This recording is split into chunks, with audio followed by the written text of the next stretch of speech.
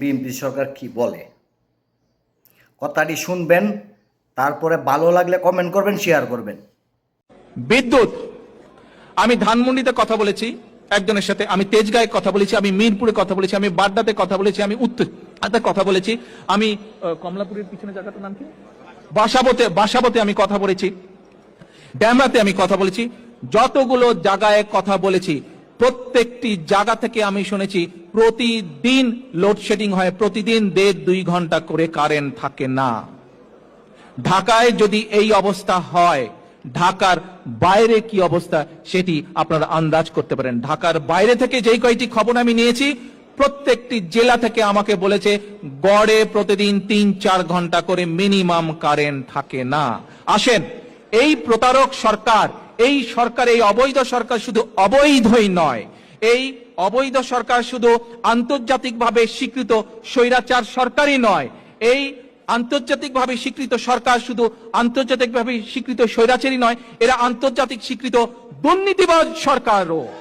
এবং সমগ্র দেশবাসীর সামনে, সমগ্র দেশবাসীর দৃষ্টিতে এরা একটি প্রতারক সরকার। মনে করি আমূলিক সরকারই ভালো ছিল। ওই সময় আমরা বিদ্যুৎ পাইতাম 24 ঘন্টার মধ্যে 22 ঘন্টা, 23 ঘন্টা। আর বর্তমানে বিএনপি সরকার আসার পরে আমরা 24 ঘন্টার মধ্যে বিদ্যুৎ পাই 2 ঘন্টা, 2 ঘন্টাও ঠিকভাবে পাই না। আর 22 ঘন্টা, 22.5 ঘন্টা লোডশেডিং দেয়। আর আমূলিকের আমলে 24 ঘন্টার মাঝে 2 ঘন্টা 1.5 ঘন্টা লোডশেডিং ছিল। আর 23 ঘন্টা 23.5 ঘন্টা বিদ্যুৎ পাইছি। কোনো টেনশন করানো লাগছে না, বিদ্যুৎ লিয়ে গরমের কোনো বুক করানো লাগছে না। বিন্দাস বিকালবেলা ঘুমাইলে বিন্দাস ঘুমাইতাম পারছি, রাত্রেবেলা ঘুমাইলে বিন্দাস ঘুমাইতাম পারছি। আর বর্তমানে রাত্রেবেলা ঘুমাইতে গেলে বিদ্যুৎ নাই, তো একটা হাত ফাঁকা ধরাই দিছে। আর ঘরের ভিতরে অনেক বাতি ধরাই দিছে, হারিকেল মোমবাতি হারিকেল ধরাই দিয়েছে। মিথ্যা কথা বলে বিএনপির মানুষের মতন প্রধানমন্ত্রী হয়ে যদি এভাবে মিথ্যা কথা বলে, কথায় কথায় মিথ্যা কথা, এ দেশ কিভাবে চালাইব?